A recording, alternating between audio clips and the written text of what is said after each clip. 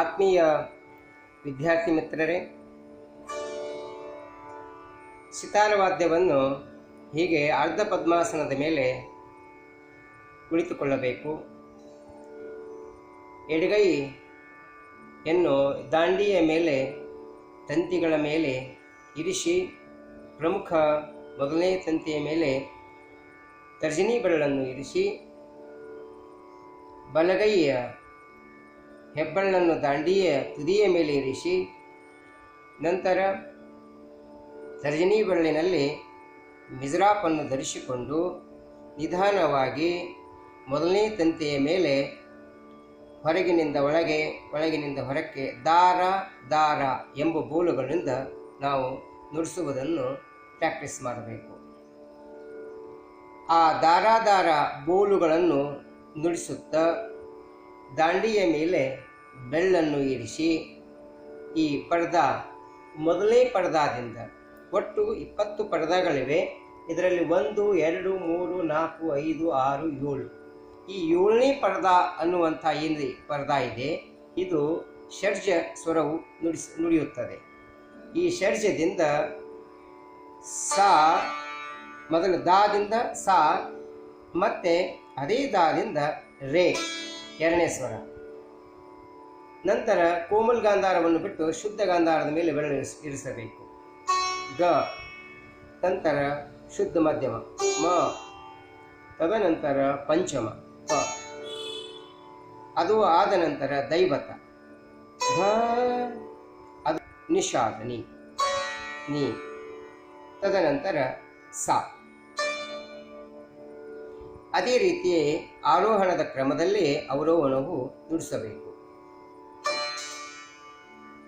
ನೀ, ಧ, ಪ, ಮ, ಗ, ರೇ, ಸಾ.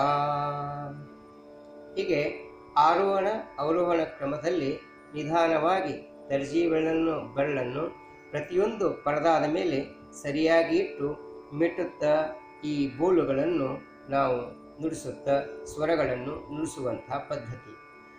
ತಾವು ಇದು ಪ್ರಾಯೋಗಿಕವಾಗಿ ಕ್ಲಾಸ್ ರೂಮಿಗೆ ಬಂದ ನಂತರ ತಮಗೆ ಅನುಭವವಾಗುತ್ತದೆ.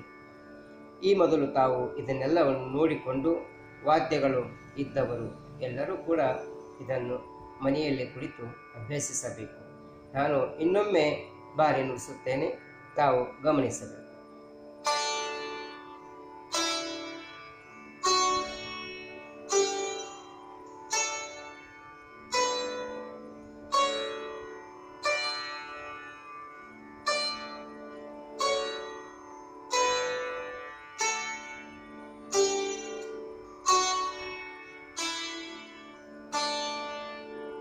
ದಾದಿಂದ 5 ಬಾರಿ, ರಾದಿಂದ 5 ಬಾರಿ. ರಾ ಅಂದರೆ ಹೀಗೆ ಒಳಗಿನಿಂದ ಹೊರಕ್ಕೆ ಪ್ರಹಾರ ಮಾಡುವಂಥದ್ದಕ್ಕೆ ರಾ ಬೋಲ್ ನುಡಿಯುತ್ತದೆ.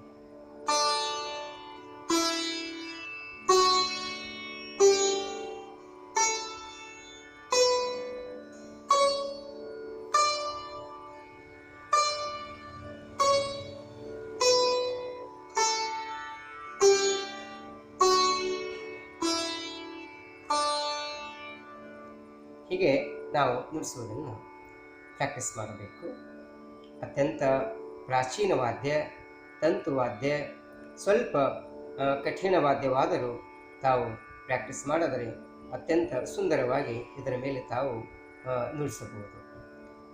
ಕೈಗಳು ಮತ್ತು ಅರ್ಧ ಪದ್ಮಾಸನದಲ್ಲಿ ಕುಳಿತುಗಳಂಥ ಇದರಲ್ಲಿ ಯೋಗ ಅಭ್ಯಾಸವೂ ಕೂಡ ಆಗುತ್ತದೆ. ಹಾಗೆಯೇ ತಲೆಯಿಂದ ನಾವು ಈ ಸ್ವರಗಳನ್ನು ಅತ್ಯಂತ ಸುಂದರವಾದ ಮಧುರವಾದ ಸ್ವರಗಳನ್ನು ಆಲಿಸಿದಲ್ಲಿ ನಮ್ಮ ಪ್ರಾಣಾಯಾಮದ ಸಹಿತವಾಗಿ ನಮ್ಮ ಮನಃಶುದ್ಧಿ ಮತ್ತು ಅಂತಃಶುದ್ಧಿಗಳು ಕೂಡ ಈ ಸ್ವರಗಳಿಂದ ಆಗುತ್ತದೆ. ಹೀಗಾಗಿ ಎಲ್ಲರೂ ಕೂಡ ಈ ವಾದ್ಯವನ್ನು ಕಲಿಯಬೇಕು. ಬೇಕಾದರೂ ಬೇರೆ ಯಾವುದಾದರೂ ಕೆಲಸ ಮಾಡಬಹುದು, ಆದರೆ ಪ್ರತಿದಿನ ಸಾಯಂಕಾಲ ತಾವು ಈ ವಾದ್ಯವನ್ನು 1 ತಾಸು ನುಡಿಸಿದರೆ ಸಾಕು. ಅತ್ಯಂತ ಮನಸ್ಸಿನ ಎಲ್ಲ ದುಃಖ ನೋವುಗಳು ಕೂಡ ದೂರವಾಗುತ್ತವೆ. ಹೀಗಾಗಿ ಅತ್ಯಂತ ಮಧುರವಾದ್ಯವೆಂದೇ ಇದು ಜಗತ್ ಪ್ರಸಿದ್ಧಿಯಾಗಿದೆ. ಇದರ ಆರೋಹರವ ಇನ್ನೊಮ್ಮೆ ನಾನು ಮತ್ತೆ ನುಡಿಸುತ್ತೇನೆ.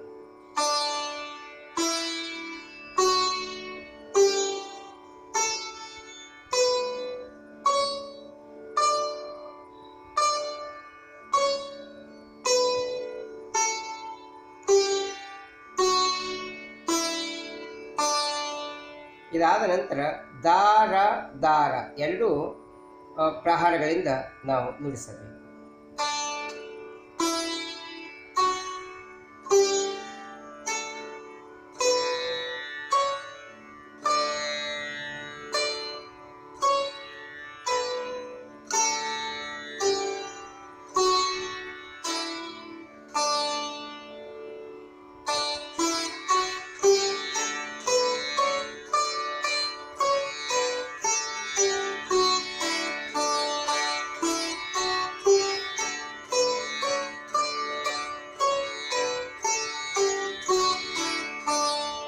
ನಿಧಾನ ಲಯದಲ್ಲಿ ವಿಲಂಬಿತ ಲಯ ಅಂತ ಕರೆಯುತ್ತಾರೆ. ಸ್ವಲ್ಪ ಲಯ ಹೆಚ್ಚಿಸಿ ದುಗುನ್ ಲಯದಲ್ಲಿ ನುಡಿಸಬೇಕು.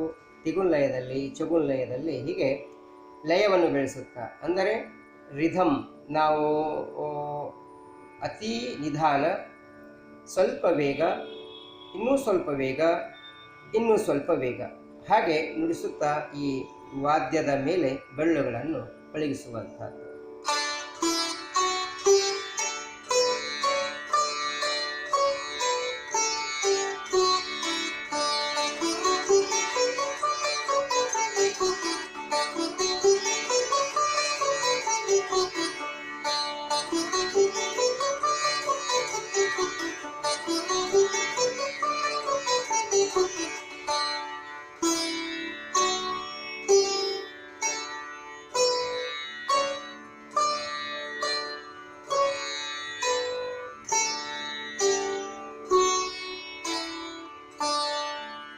ಹೀಗೆ ತಾವು ವಾದ್ಯವನ್ನು ಅಭ್ಯಾಸ ಮಾಡುವಂತಹದ್ದು ಪ್ರಾಕ್ಟೀಸ್ ಮಾಡಬೇಕು. ನಂತರ ನಾನು ತಮಗೆ ಎಲ್ಲ ವಿವರವಾಗಿ ತಿಳಿಸಿಕೊಟ್ಟು ನಮಗೆ ಕಲಿಸುತ್ತೇನೆ.